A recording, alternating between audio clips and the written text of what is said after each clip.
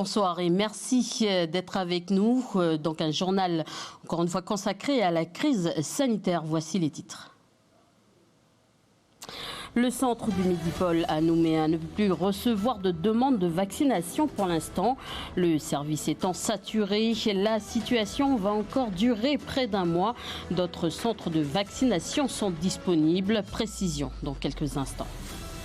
L'entrée sud de la commune de Kanala bloquée au niveau du pont Mokwe. Les coutumiers ont décidé de passer à l'acte à l'annonce de nouveaux cas au pays. Certains de leurs homologues annoncent même que si le nombre de cas augmente encore, leurs tribus ne seront plus accessibles. Pour en parler ce soir, Justin Agaya, président du Sénat coutumier, est notre invité. La prolongation du chômage partiel spécial Covid-19 voté hier par les élus soulage certains travailleurs et patrons. À Koné, l'un des restaurants a fermé depuis lundi soir. Cet établissement a pu rebondir lors du premier confinement, mais le responsable s'inquiète pour cette nouvelle mise sous cloche. Entre hier et aujourd'hui, près de 880 personnes ont été vaccinées au pays. De nombreux Calédoniens veulent se faire vacciner après l'annonce de cas provenant de Wallis et Futuna. Mais le centre du Midi-Pôle à Koutiou ne peut plus recevoir de demandes. Le service étant saturé, la situation va durer pendant près d'un mois. Les précisions d'Océane Dacounia. Ils sont nombreux à tenter leur chance directement devant les centres de vaccination du Receiving et du Midi-Pôle. Mais sans rendez-vous, pas d'injection, personnes âgées, malades, peu importe, tout le monde est logé à la même enseigne. Il faut joindre le numéro vert, même si de l'aveu du personnel médical, il est complètement saturé. On essaie d'appeler sur le numéro vert, mais personne ne nous répond. On a essayé une 50aine de fois ce matin et toujours pas de réponse. Donc on est venu directement au Receiving pour essayer d'avoir un rendez-vous ou espérer de pouvoir se faire vacciner. Et malheureusement, on nous refoule en disant qu'il faut attendre la semaine prochaine de nouveaux bureaux qui ouvrent pour pouvoir se faire vacciner et prendre rendez-vous, parce qu'apparemment, il faut absolument prendre rendez-vous pour se faire vacciner. Comme les déçus du jour, nous resterons à la porte. Pas d'image à l'intérieur, pas d'interview. On nous apprend qu'au Midi-Pôle, aucun rendez-vous n'est possible avant un mois. Alors, pour tenter de désengorger les services, des centres de vaccination ouvriront à Païta et La Foix la semaine prochaine, en plus de ceux de Bourail et Thio. 2 centres de vaccination doivent aussi ouvrir dans les centres médico-sociaux de Rivière-Salée et Montravel. En revanche, ils seront réservés aux professionnels du public et du privé.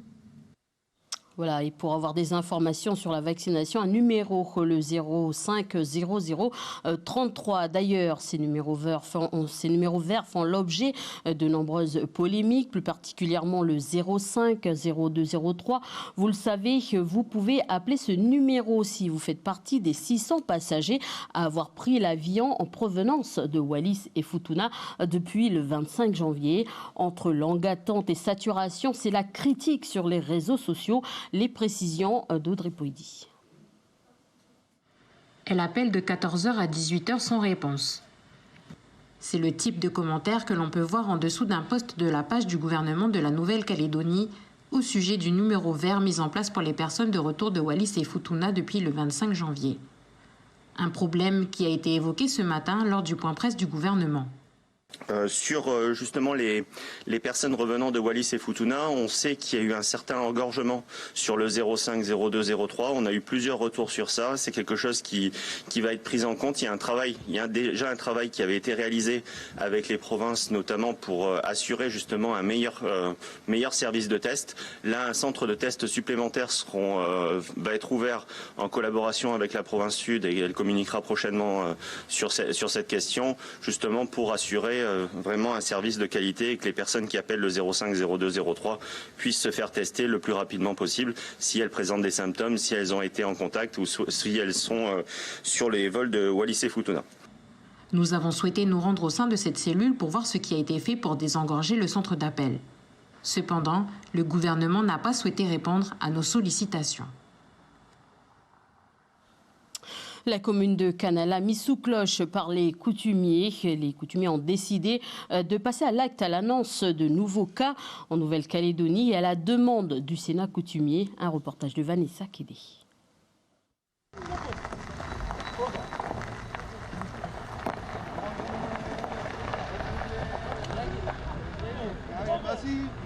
Depuis hier soir 18h, toutes les personnes arrivant de Tio n'entrent plus sur la commune de Kanala.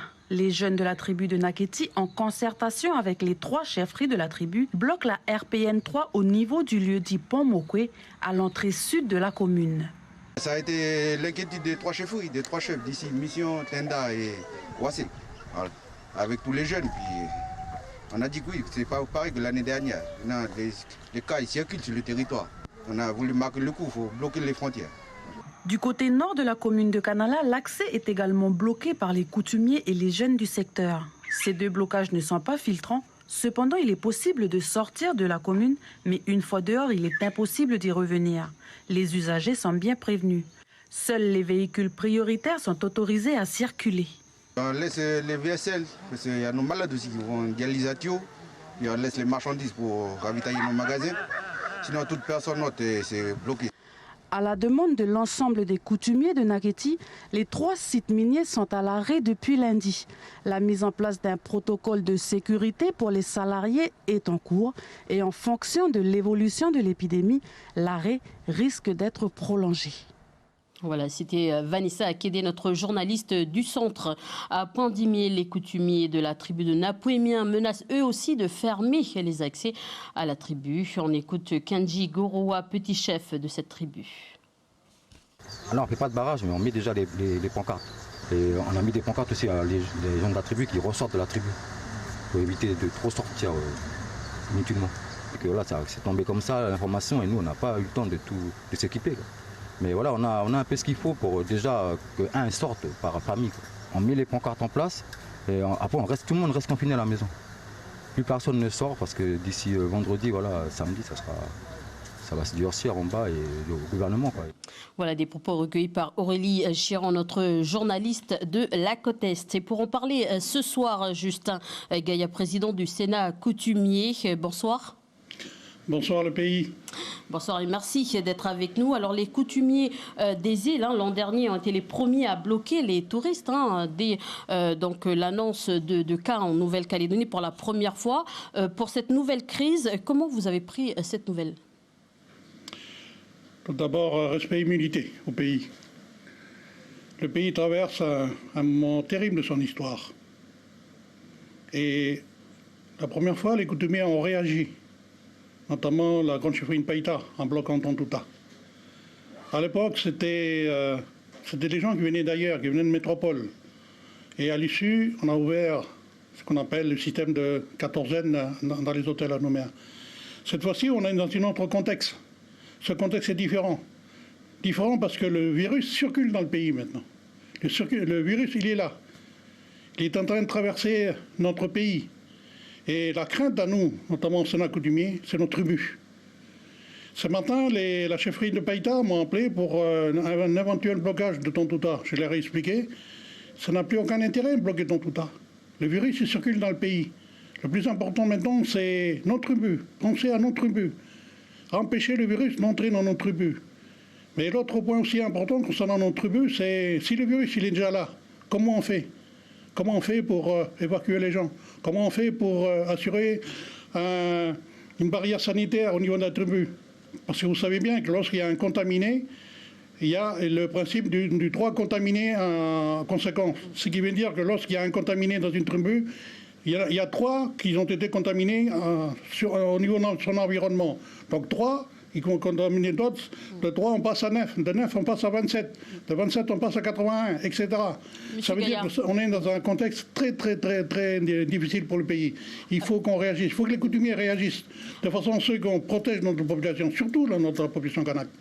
Monsieur Gaïa, comme on le voit sur ces images, donc les personnes ne respectent pas la distanciation donc entre les personnes par rapport aux gestes barrières. Comment vous réagissez et qu'est-ce que vous avez envie de leur dire? C'est tout ce travail de communication que nous demandons, que nous avons déjà demandé bien sûr par un communiqué de lundi et qui fait l'objet d'un communiqué ce soir que le Sénat coutumier va transmettre à tout le pays, notamment aux aires. Et il faut demander à la population de respecter les gestes barrières. Demander à la population de porter le masque. Le masque va devenir obligatoire à partir de samedi. Si les gens n'ont pas le masque samedi, ils vont prendre une amende de 15 000 francs. Donc c'est important de se protéger. Vous savez, le peuple kanak a subi déjà 2 pandémies. En 1774, lorsque James Cook a touché le nord du pays, et en 1788, lorsque la Pérouse a touché Djoumbéa. Et c'est des milliers de Kanaks qui sont morts. Je souhaite que ce ne soit pas... On n'est pas au 3e point de pandémie. On dit souvent jamais 203. Donc il faut que nous, les coutumiers, nous les responsables coutumiers, nous prenons nos responsabilités pour empêcher que cette maladie rentre dans nos tribus. J'ai vu dans vos reportages qu'il y a déjà des zones, des districts coutumiers qui ont pris leurs responsabilités. C'est ainsi qu'il faut faire. Il faut empêcher une 3e pandémie qui touche le peuple kanak.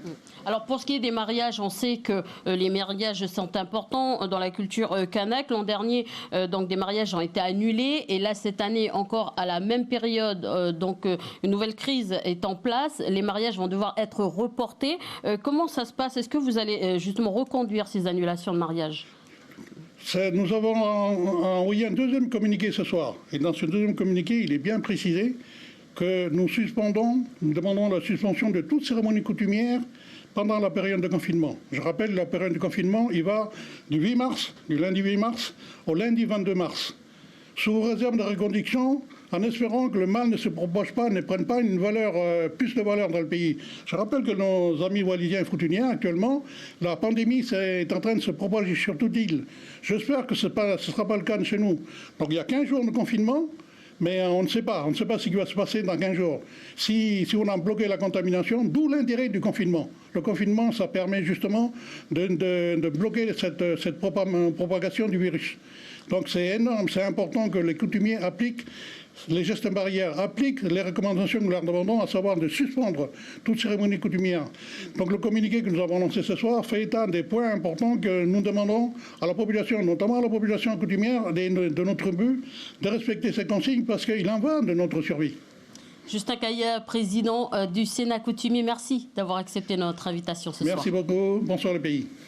Alors justement, à Lifou, la convention qui devait accueillir des milliers de fidèles à Mou pour célébrer la Pâque a été annulée. C'est une décision concertée avec le PKNC et le conseil régional de Lifou.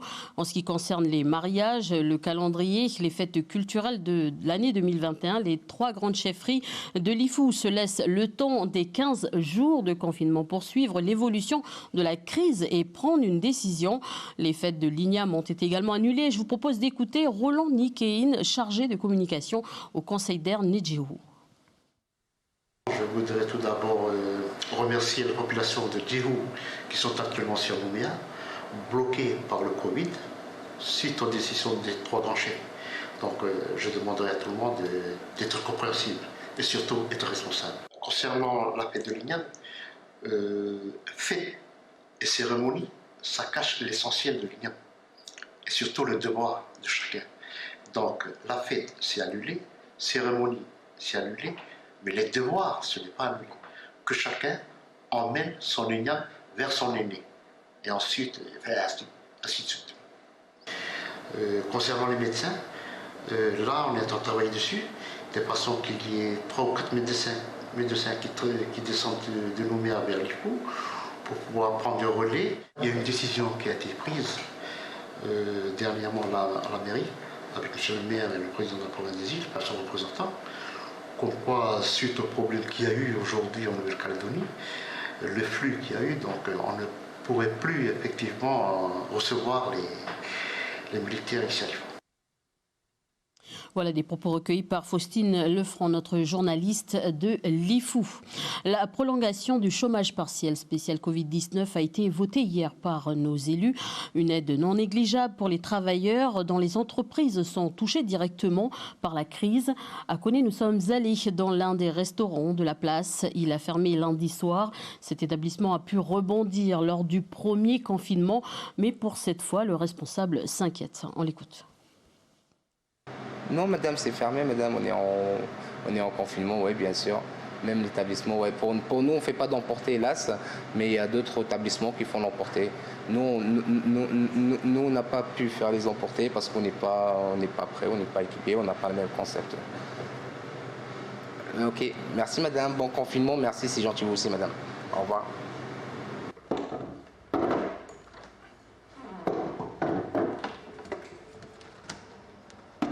Pour le moment, il n'y a que moi qui viens au travail, qui continue à venir pour contrôler notre matériel, les frigos, la marchandise, voir s'il n'y a pas de dégradation. Nous, on est dans l'inconnu pour le moment, on n'a pas trop d'informations. L'année dernière, si on suit les mêmes protocoles, les mêmes comme c'est passé l'année dernière, normalement on est payé la moitié par la CAFAT et la deuxième moitié qui sera payée par le patron. On aura le chômage à temps partiel. On a pu surmonter la première vague de Covid. C'est difficile, c'est vrai, c'était compliqué, mais on était solidaires. On a pu compter sur notre clientèle, qui est la plupart une clientèle locale. Et le deuxième confinement, je reste méfiant. J'espère que ça ne va pas trop durer, que ça va durer seulement les 14 jours au lieu que ça passe dans 2 semaines, 3 semaines. Là, ça peut être un peu plus compliqué. On parle de questions financières, mais je reste toujours positif. Voilà un reportage sans commentaire de nos journalistes de Koné, Antoine Reis et Ismaël Wakaseou. Je vous le disais, un amendement a été voté au Congrès hier concernant le chômage partiel pour l'étendre à l'ensemble des activités pour préserver le pouvoir d'achat des salariés. Un amendement complémentaire a été aussi voté par les secteurs touchés sur le long terme. Désormais, ils pourront bénéficier du chômage partiel jusqu'à l'ouverture du ciel calédonien. Environ 8000 salariés seront concernés. Les précisions d'Océane Zobler. Toutes les entreprises à l'arrêt pourront bénéficier du chômage partiel pour le confinement. Un autre amendement a été voté permettant à 2000 salariés dans les secteurs du tourisme, des compagnies aériennes, mais aussi des transports vers l'aéroport, de bénéficier de cette aide jusqu'à l'ouverture du ciel calédonien. Des mesures financées en partie par le prêt garanti par l'État, un prêt qui n'avait pas été totalement consommé. L'année dernière, déjà, les secteurs du tourisme, de l'événement, du transport aérien avaient pu bénéficier de cette allocation spécifique de chômage partiel, un dispositif qui avait été reconduit jusqu'en août, permettant à 7800 salariés d'en bénéficier. Une allocation de chômage partiel est versée mensuellement aux salariés par l'employeur, qui sera remboursée par la CAFAT. Le montant de cette allocation est égal à 70% de la rémunération brute du salarié, une rémunération limitée à 4,5 fois le salaire minimum. Les salariés touchant par contre le SMIC pourront eux être indemnisés à 100%. Si vous souhaitez faire une demande, il vous suffit d'aller sur le site du gouvernement et suivre les instructions. Tous les salariés partiellement privés d'emploi sont concernés par le chômage partiel sans condition d'ancienneté. Sont exclus par contre ceux dont le salaire est supérieur à 20 fois le SMIC horaire, certains chômeurs saisonniers ou encore les employés de maison. Et enfin, même durant le confinement, le dispositif d'accueil des victimes de violences au Medipôle sera ouvert. Hier encore, la coordinatrice du dispositif d'accueil donc des victimes a reçu des appels au secours. Il s'agit d'un homme, de 2 femmes et d'une jeune fille hospitalisée au Medipôle. Je vous propose de regarder ce reportage. Il est signé Henri Nailolo. SOS Écoute, bonjour. Bonjour monsieur, je vous écoute. Alors actuellement, les règles à respecter pour le confinement, c'est de rester à la maison. Si vous vous déplacez, il faut avoir un masque. D'après cette écoutante qui souhaite garder l'anonymat, la plateforme de SOS Écoute est assénée d'appels. Avec la directrice, leur travail consiste également à orienter les différentes personnes en détresse. Si ça se confirme comme l'année dernière, à des personnes qui vont développer beaucoup plus de mal-être, puisque le confinement engendre beaucoup de mal-être chez les gens et également, malheureusement, de violence. Même son de cloche au Medipôle de Koutiou. Pendant cette période de confinement, le dispositif d'accueil aux victimes de violences continue de prendre en charge les personnes. Le confinement, ce n'est pas un enfermement dans la maison lorsqu'on est victime. Dans ce cas-là, on a le droit de sortir, on a le droit de contacter les forces de police et d'être pris en charge et aidé et mis en protection si nécessaire. Le dispositif d'accueil aux victimes est joignable au 20 83 40 ou sur leur page Facebook. Pour le centre d'écoute, un numéro vert, le 05 30 30. Voilà, et pour refermer ce journal, un petit rappel sur les gestes barrières.